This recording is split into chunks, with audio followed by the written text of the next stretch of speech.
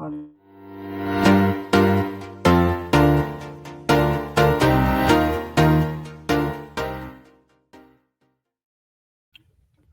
Dun, dun, dun, dun. We Oh, we're obsessed with that. I don't know why we're obsessed with that, but I I am. know. I am too. I mean, it's just like super catchy and very podcasty. So, hi everyone. Happy Happy Wednesday! Wednesday.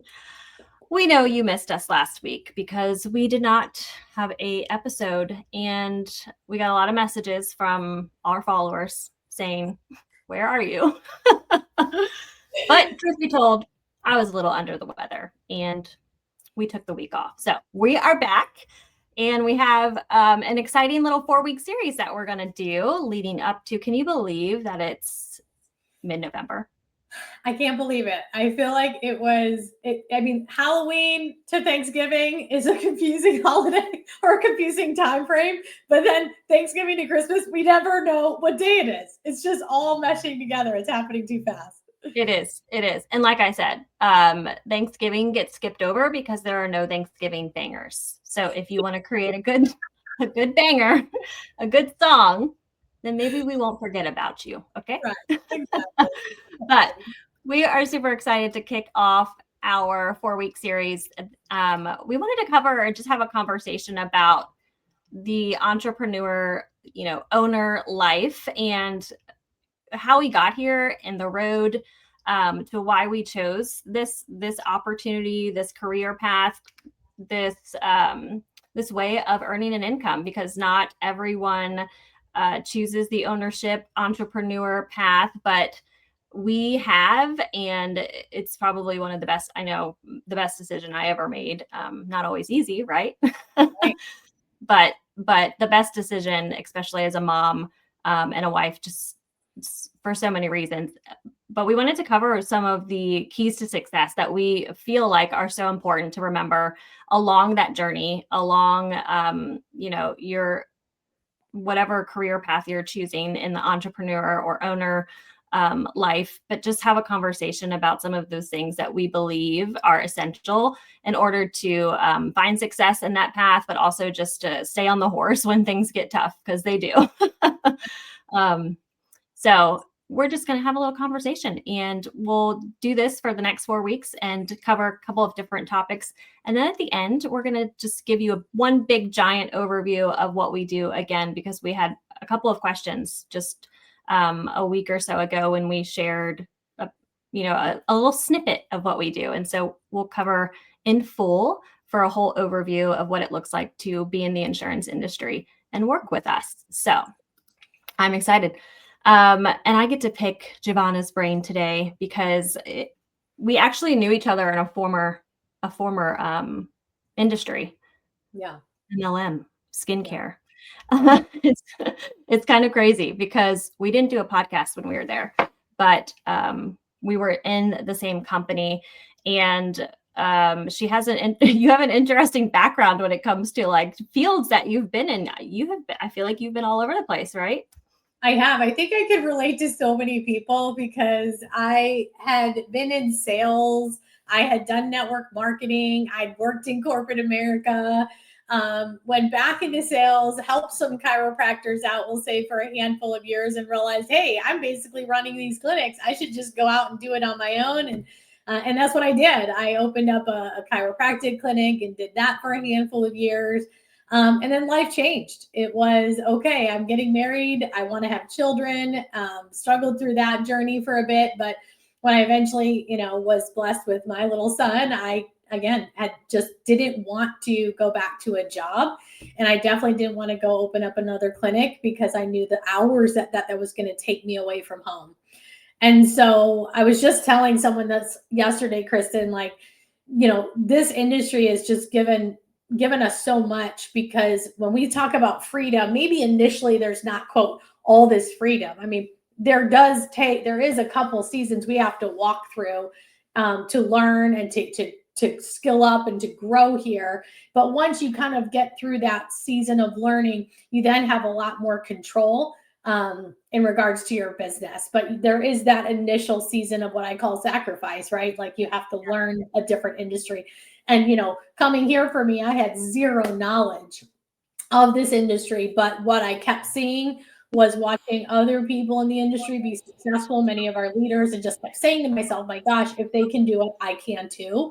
I just have to remain coachable and like want to learn and desire and maybe make those initial sacrifices of time and give up one thing so I could put some time into learning it.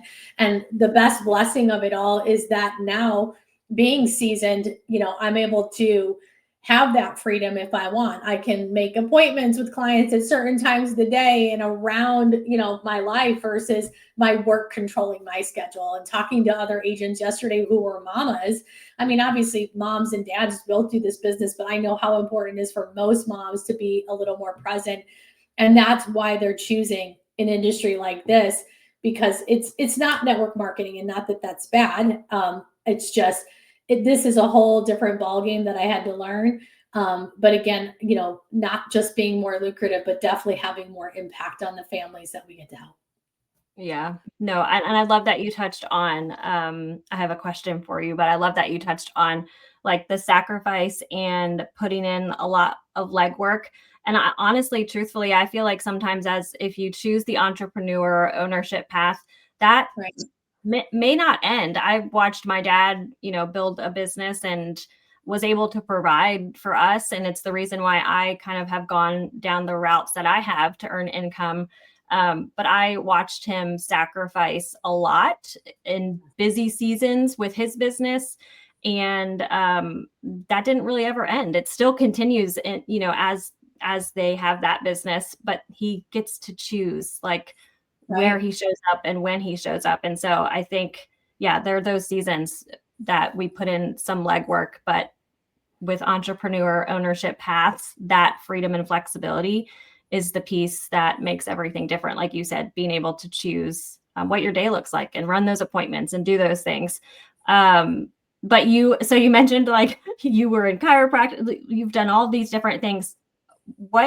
I'm just curious because I've actually never asked this before, but what did you once want to do, like when you were younger, or maybe like coming into adulthood? Like, what did you think you were going to do forever as a career? I early on, yeah, I didn't dream about becoming an insurance agent, or I didn't dream that sales was going to be my whole life. What I was, early on, I met a really great mentor who was very successful. I was 19, 20 years old. And I just remember hearing a different mindset that he had, and when he spoke, I was like, you know what, this makes sense. I can choose the path of being an employee for someone, or I can choose the path of being what we call an entrepreneur. But so many people when we're young, you hear young people, even myself, like, gosh, I want to own my own business. I want to be my own boss. But again, just not having the knowledge, how are you going to do that? And what I learned from him was the entrepreneur mindset, that no one else was going to come and save my life. I had to make a decision that I had to go and seek other people who had what I want, and I had to change that mindset.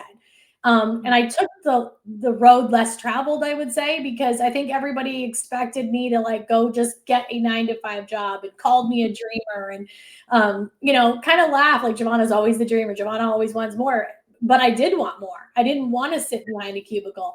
And so when I got into that network marketing space for a couple of years in my early 20s, it did open my eyes that, wow, this is a business where if I help other people, it would help myself. But there is no greater feeling, Kristen. And I think Ed Milet said this in one of his podcasts, but like majority of the times, reason that people are not feeling fulfilled is because there's no service happening in their life. We end up in this bubble where we're just servicing ourselves. We're going and we're running Monday to Friday to go to work, come home, make dinner, go to bed, repeat, get the paycheck on Friday. And we're not doing, yes, there's honor in being a mother and a father and having family. That comes first for all. It's God, family, and this business for us. But there's something to be said about those that step outside of that and want something more, but also knowing that not only do we want something more, Kristen, but giving back to other people. And so Yeah. I started dreaming early on of being a coach, of being a trainer. There is nothing more the high for me, and I know for you, is having somebody say, oh my gosh, I was able to serve a family, and with that I was able to help them go through something or achieve something that they would have never been able to do without this industry and without this space. And so that to me is just become an addiction, is coaching people that they don't have to have a 9 to 5 mindset. Again, if you love your job, God bless you. I'm not speaking to you, but I'm speaking to those that are just kind of living this mundane hamster wheel of a life, that if you want to get off that hamster wheel, there's certain things that have to shift, and mindset being one of the most important part of what we do. Yeah. No, I love that. It's so good. And it's like you said, we're so grateful for the people who feel called to be in the positions that they are, because we need all of those people. Not everyone's meant to do what you and I do. I mean, it's not easy, and it hasn't, it's like this sometimes. Right. But like you said, like it checks so many of those boxes, the leadership, which I know we both love, the mentor. And I mean, you're just great with like numbers and helping people achieve goals. And that, relates to what vacations they need to pay for, or Christmas coming up, like to know that we are not only impacting our families by showing up in this space, but helping others do the same and just make ends meet for like, that is huge. And so, yeah, you don't have to be, I love what you said. You don't have to be stuck or stay where you are if you don't like it. Like, make the choices and the decisions to, design the life you love. It sounds kind of corny, right? But right. I love this saying, and I've been saying it for so long, because, create a life that you'd want to live again. Like if the life that you're living now, and I know there's some things that, some people just, can't change, but at the end of the day, majority of the times we can change something, whether that's, hey, I want to lose weight, right? You have to do something different than what you're doing today, or, hey, I want to make more income, or, hey, I want another career. And it is about the mindset and shifting to, well, what am I going to do to get there? What am I willing to give up, or what can I maybe sacrifice to make those changes so I can take more ownership of my life and stop leaving it in the hands of again, maybe a job or someone else, but taking control and being able to say to yourself, what do I want and what do I need to do to change it? And I think, so many people are just, again, living in a life of like what they thought they had to do. And they're living a life of doing what they have to survive, versus saying, what can I do to change my current circumstances to get to where I want to go? Yeah, it's so true. And it's going to require some stretching and some steps out of your comfort zone. That is for sure. And there will probably be periods of unstable or not so clear, or, I mean, making ends meet. We've had those scenarios where we kind of have to take 5 steps backwards before we can take our 10 steps forwards. And so, and we'll be talking in episodes to come about like your circle and who to surround yourself with if going this route or doing out of the norm, as Giovanna said, for career or professional paths, and like who to surround yourself with to make sure that your circle is who it needs to be in order for you to be successful.